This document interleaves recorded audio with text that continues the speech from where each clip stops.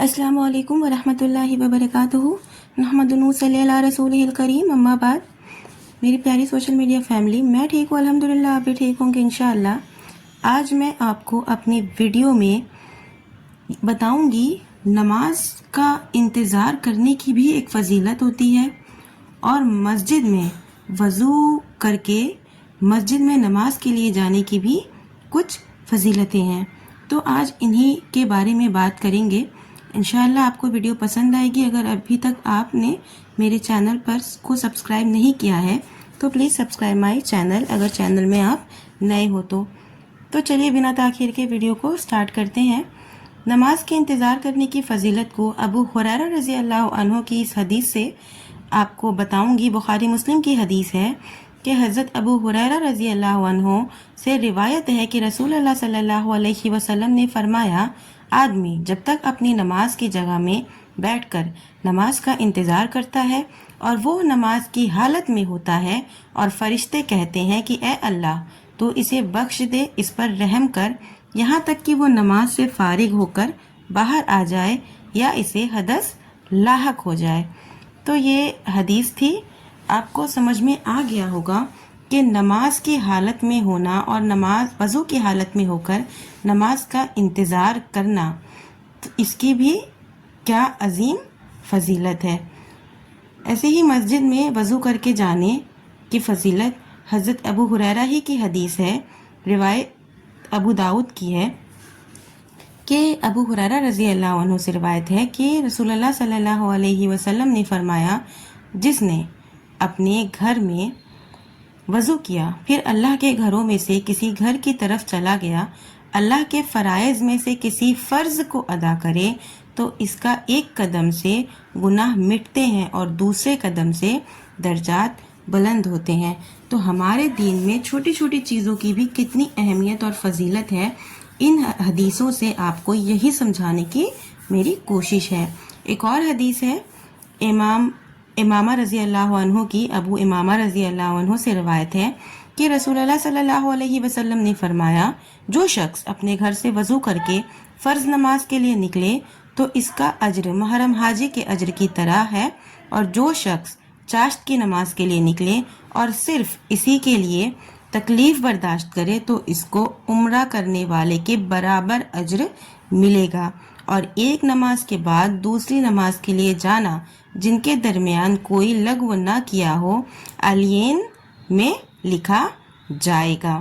تو بتائیے کہ کتنی بڑی اجر ہے، ایک عمرہ کے برابر ثواب۔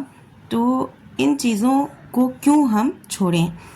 زیادہ سے زیادہ کوشش کرنا چاہیے کہ ہم جتنا ہو سکے اللہ کے نزدیک آئیں اور سنتوں پر عمل کرتے رہیں نبی صلی اللہ علیہ وسلم کی۔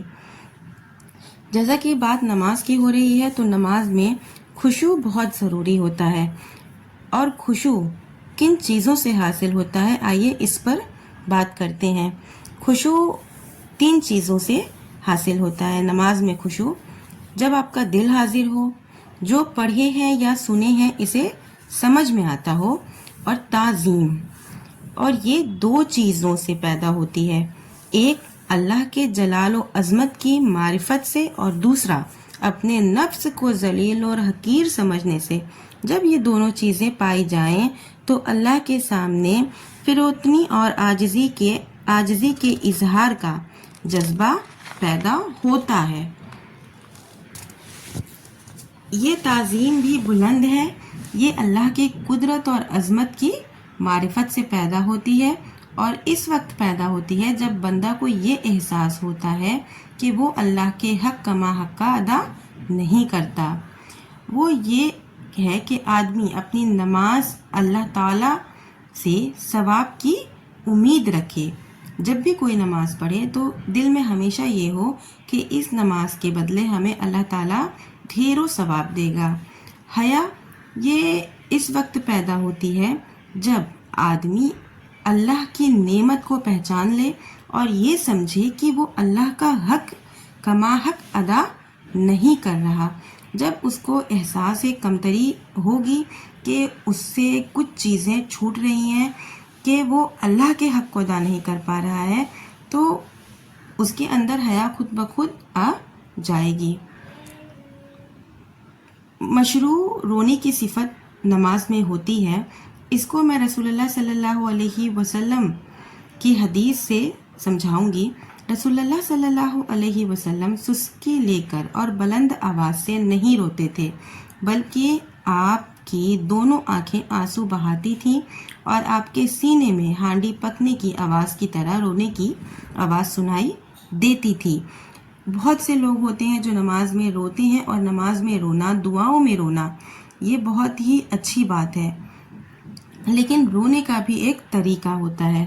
آپ کبھی اللہ کے خوف سے روتے تھے اور کبھی اپنی امت پر شفقت و خوف کھا کر روتے تھے، کبھی میت پر رحم کھا کر روتے، کبھی قرآن سن کر روتے، خاص طور سے جب ایسی آیتیں سنتے جن میں قیامت کی ہولناکیوں اور روادہ اور عیدوں کا بیان ہوتا، ایسی آیتیں جن میں اللہ کی نعمتوں کا ذکر یا انبیاء کی خبریں ہوتی۔ اس فضیلت کی حفاظت جس کا تعلق عبادت سے ہے، نماز میں خشوع ہے، پس ایسی جگہ نماز نہ پڑھے جہاں خشوع نہ پیدا ہو، جیسے بھیڑ میں۔